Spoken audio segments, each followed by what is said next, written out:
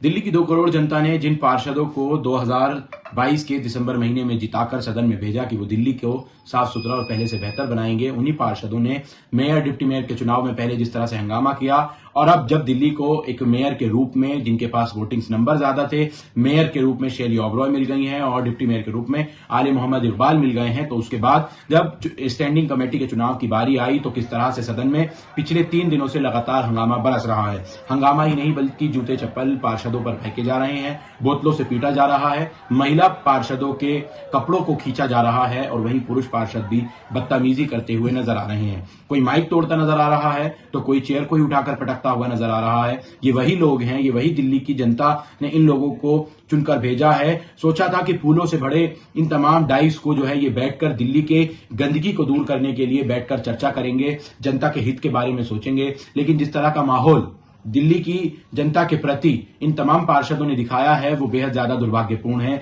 इसकी जितनी निंदा की जाए वो अलग है। अब सोशल मीडिया पर लगातार वीडियोस वायरल हो रही हैं। सदन में शेली ओबरॉय, दिल्ली की मेयर पर हमला किया गया, पार्षदों ने माइक तोड़े, भाजपा की मेयर प्रत्याशी रही रेखा गुप्ता किस तरह से माइक तोड़ती नजर आ रही हैं। और अब एक जो वीडियो वायरल हो रहा है वो भी मैं आपको जरूर दिखाने की कोशिश करता हूं, जिसमें दिल्ली से कालिंदी कुंज से आम आदमी पार्टी की विधायक आतिशी सारिका चौधरी के कान में, जो कि पार्षद है दरियागंज से, कुछ बात कह रही हैं। उसके बाद सारिका को इतना ज्यादा गुस्सा आ जाता है कि वो पूरी तरह से पार्षदों पर, पुरुष पार्षदों पर धक्का देती हुई और उनसे लड़ती हुई नजर आ रही हैं। क्या ये इन नेताओं की मर्यादा है? और ये मुद्दा बल्कि इंटरनेशनल लेवल तक पहुंच चुका है। खबरों की खबरें बनती जा रही हैं और माहौल बिगड़ता जा रहा है। 3 दिनों से लगातार सदन की कार्यवाही चल रही है, बीच में कुछ घंटों के लिए स्थगित की गई थी, लेकिन बावजूद उसके हंगामा, चाहे वो आम आदमी पार्टी के पार्षद हो या फिर भाजपा के हो, स्टैंडिंग कमेटी को लेकर लगातार कर रहे हैं। आज जब 2 सुबह स्टैंडिंग कमेटी का चुनाव शुरू हुआ, 243 पार्षदों ने वोट किए, तो वहां पर मामला आकर अटक जाता है एक वोट को खारिज करने के ऊपर कि वो जो है पूरी तरह से गलत तरीके से डाला गया था। उसका विरोध किया भाजपा के पार्षदों ने और उन्होंने कहा कि अब दोबारा जो है वो वोट नहीं डलने दिया जाएगा। शेली ओबरॉय कहती हैं कि वोट जो है वो डलने दिया जाएगा दोबारा से, मतलब पूरे सदन की मर्यादा को ताक पर रखकर जो है वो तमाम चीजें चल रही हैं। शेली ओबरॉय ने कहा कि रिकाउंटिंग के लिए एक पक्ष तैयार है, दूसरा पक्ष तैयार नहीं है, इसलिए मैं अब रिकाउंटिंग नहीं कर रही। एक अवैध वोट पर आधार बन रहा है रिजल्ट का। तो कहीं ना कहीं सदन में जिस तरह की चीजें देखने को मिल रही हैं, मारपीट, तोड़फोड़ नजर आ रही है, कुछ इस तरह से जो है वो तमाम चीजें नजर आ रही हैं। बीजेपी की सिर्फ इतनी आपत्ति थी आज के हंगामे पर, स्टैंडिंग कमेटी के चुनाव पर, कि उनका एक वोट अघोषित जो है वो मेयर शेली ओबरॉय ने कर दिया है। लेकिन कुछ देर पहले मारपीट हुई, घटना हुई और उसके बाद सदन को फिर से बुलाया गया, आम आदमी पार्टी के पार्षद मौजूद रहे, फिर अचानक पता नहीं ऐसा क्या होता है कि दोबारा से हंगामा बच जाता है, मारपीट होने लगती है और इस बार हमला दिल्ली की मेयर डॉक्टर शेली ओबरॉय पर हुआ। उनको जो बयान वहां के महिला गार्डों ने दिए हैं कि अगर वो नहीं होते, उनके हाथों पर चोट भी आई है, कुछ के मेडिकल्स भी कराए जा रहे हैं और अब इसको लेकर दिल्ली की मेयर शेली ओबरॉय जो है वो कल दिल्ली के police commissioner doctor Sanjay Kumar Arora से मिलने भी जा रही हैं। और दूसरी एक सबसे मूलभूत बात यह है कि आखिर दिल्ली की जनता ने जिन नेताओं को चुनकर भेजा है, अब वो क्या सदन में इस तरह की हरकत को अंजाम देंगे?